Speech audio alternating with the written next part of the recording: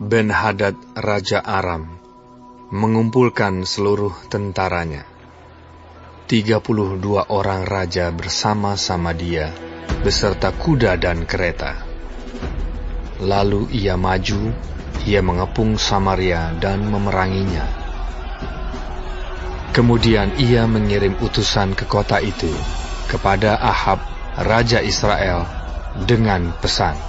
Beginilah pesan Ben-Hadad. Emasmu dan perakmu adalah milikku, dan juga istri-istri dan anak-anakmu yang cantik-cantik adalah milikku. Raja Israel menjawab, katanya, seperti bicaramu itulah ya tuanku raja. Aku ini, dengan segala yang ada padaku, adalah milikmu. Sesudah itu, utusan-utusan itu kembali dan berkata, beginilah pesan Ben-Hadad. Memang aku telah menyuruh orang kepadamu mengatakan, emas dan perakmu, istri-istri dan anak-anakmu harus kau serahkan kepadaku. Tetapi besok kira-kira pada waktu ini, aku akan menyuruh pegawai-pegawaiku kepadamu, dan mereka akan menggeledah rumahmu dan rumah pegawai-pegawaimu. Maka segala yang mereka lihat dan ingini, akan mereka ambil dan mereka bawa. Lalu Raja Israel memanggil semua tua-tua negeri itu dan berkata, camkanlah! Orang ini mengikhtiarkan kecelakaan kita, sebab ia telah menyuruh orang kepadaku, meminta istri-istriku, anak-anakku, emas dan perakku, dan aku tidak menolak memberikannya kepadanya. Lalu kata semua tua-tua dan segenap rakyat itu kepadanya, jangan dengarkan! Jangan luluskan! Sebab itu, ia berkata kepada utusan-utusan Ben-Hadad, katakanlah kepada tuanku raja, segala yang pertama kali kau suruhkan kepada hambamu ini, aku akan melakukannya. Tetapi tuntutan yang kemudian ini tidak dapat kupenuhi. Lalu pergilah utusan-utusan itu dan menyampaikan jawab itu kepada Ben-Hadad. Ben-Hadad menyuruh orang kepada Ahab dengan pesan, beginilah kiranya para Allah menghukum aku. Bahkan lebih lagi daripada itu, jika rakyat mengikut aku, masih dapat menjemput segenggam penuh debu puing Samaria. Tetapi Raja Israel menjawab, katanya, katakanlah, orang yang baru menyandangkan pedang, janganlah memegahkan diri seperti orang yang sudah menanggalkannya. Segera sesudah Ben-Hadad mendengar perkataan itu, pada waktu ia sedang minum-minum dengan raja-raja di pondok, berkatalah ia kepada pegawai-pegawainya, aturlah barisanmu. Lalu mereka mengatur barisannya melawan kota itu. Tetapi tiba-tiba tampillah seorang nabi kepada Ahab, Raja Israel, serta berkata, beginilah firman Tuhan. Sudahkah kau lihat semua orang yang sangat ramai itu? Bahwasanya pada hari ini, aku akan menyerahkan mereka ke dalam tanganmu, supaya engkau tahu bahwa akulah Tuhan. Lalu bertanyalah Ahab, dengan bantuan siapa? Jawabnya, beginilah firman Tuhan. Dengan bantuan orang-orang muda pengiring kepala-kepala daerah. Tanyanya pula, siapakah yang akan memulai perang? Jawabnya, engkau. Kemudian ia menghitung jumlah orang-orang muda pengiring kepala-kepala daerah itu. Ada 232 orang banyaknya, dan sesudah mereka itu, ia menghitung jumlah seluruh rakyat, yakni segenap orang Israel. Ada 7.000 orang banyaknya. Lalu mereka maju menyerang pada waktu tengah hari, sementara Ben-Hadad minum-minum sampai mabuk di pondoknya, bersama dengan ke-32 raja yang membantunya. Ketika orang-orang muda pengiring kepala-kepala daerah itu maju menyerang lebih dahulu, maka Ben-Hadad menyuruh orang menyelidikinya, dan mereka memberitahukan kepadanya demikian, ada orang-orang maju menyerang dari Samaria. Lalu katanya, Entah mereka datang dengan maksud damai, entah dengan maksud perang. Tangkaplah mereka hidup-hidup. Sementara itu, keluarlah mereka itu dari dalam kota, yakni orang-orang muda, pengiring kepala-kepala daerah, dan juga tentara yang mengikuti mereka. Lalu mereka masing-masing membunuh lawan yang dihadapinya, sehingga orang Aram itu melarikan diri dan dikejar oleh orang Israel. Tetapi Ben-Hadad, Raja Aram, dapat meluputkan diri dengan naik kuda beserta sejumlah orang berkuda. Juga Raja Israel maju, lalu memusnahkan kuda dan kereta itu, dan mendatangkan kekalahan yang besar kepada orang Aram.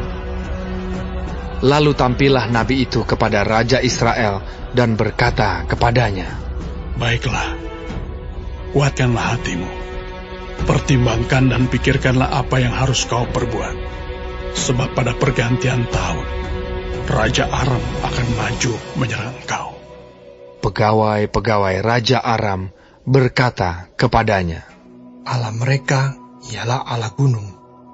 Itulah sebabnya mereka lebih kuat daripada kita. Tetapi apabila kita berperang melawan mereka di tanah rata, pastilah kita lebih kuat daripada mereka. Bertindaklah begini. Pecatlah raja-raja itu masing-masing dari kedudukannya, dan angkatlah bupati-bupati menggantikan mereka. Lalu kerahkanlah tentara sebanyak tentara yang telah gugur dari pihakmu itu. Demikian pula kuda dan kereta sebanyak yang dahulu. Marilah kita berperang melawan mereka di tanah rata. Pastilah kita lebih kuat daripada mereka. Raja mendengarkan usul mereka dan bertindak demikian. Dalam tahun yang berikutnya, Ben-Hadad memeriksa barisan orang Aram. Lalu ia maju ke Afek untuk berperang melawan orang Israel. Orang Israel pun memeriksa barisannya, dan setelah dibekali, mereka berangkat menghadapi orang Aram. Orang Israel berkemah di hadapan mereka seperti dua kawanan kambing, sedang orang Aram telah datang membanjiri negeri itu. Maka tampillah abdi Allah dan berkata kepada Raja Israel, Beginilah firman Tuhan. Oleh karena orang Aram itu telah berkata, Tuhan ialah Allah gunung dan bukan Allah dataran, maka aku akan menyerahkan seluruh tentara yang besar itu ke dalam tanganmu, supaya kamu tahu bahwa akulah Tuhan. 7 hari lamanya mereka berkemah berhadap-hadapan. Tetapi pada hari yang ke-7, mulailah pertempuran. Dan pada suatu hari, orang Israel menewaskan 100.000 orang berjalan kaki dari orang Aram itu. Orang-orang yang masih tinggal melarikan diri ke Afek, ke dalam kota. Tetapi temboknya roboh menimpa ke-27.000 orang yang masih tinggal itu. Sementara itu, Ben-Hadad melarikan diri dan masuk ke kota dan bersembunyi dari satu kamar ke kamar yang lain.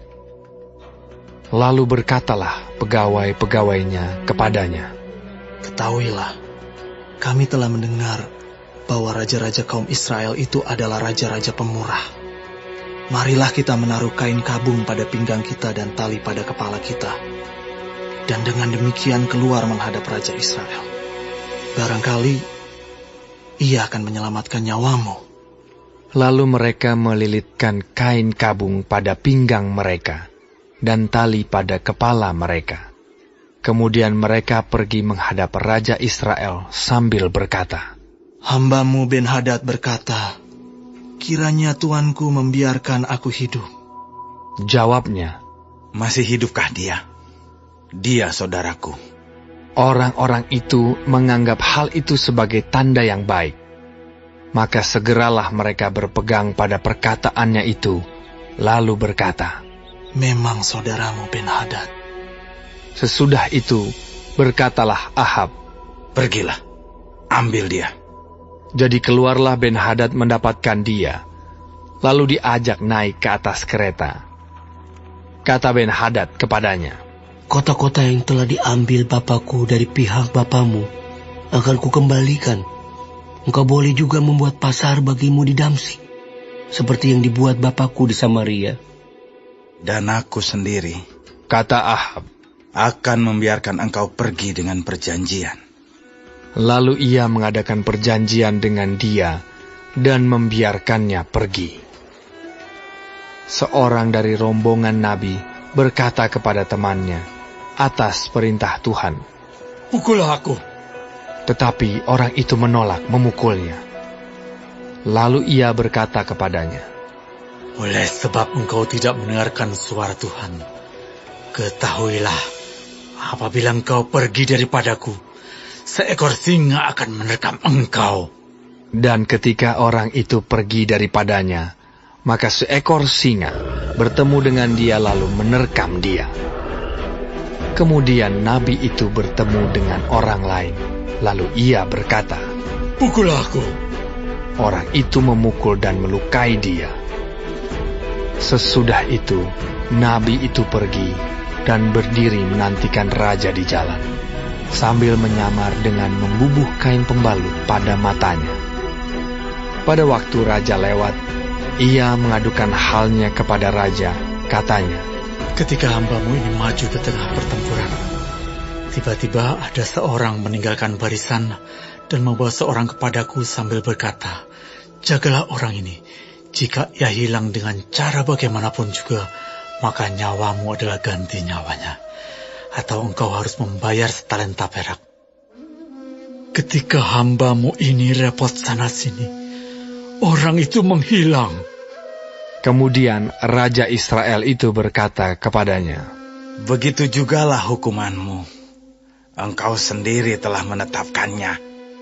Lalu segeralah ia membuka kain pembalut itu dari matanya, sehingga Raja Israel mengenali dia sebagai seorang dari rombongan nabi. Kata nabi itu kepadanya, Beginilah firman Tuhan. Oleh karena engkau telah membiarkan lolos orang yang dikhususkan bagiku untuk ditumpas, maka nyawamu adalah ganti nyawanya, dan rakyatmu ganti rakyatnya. Lalu Raja Israel pergi ke istananya dengan kesal hati dan gusar. Maka sampailah ia di Samaria.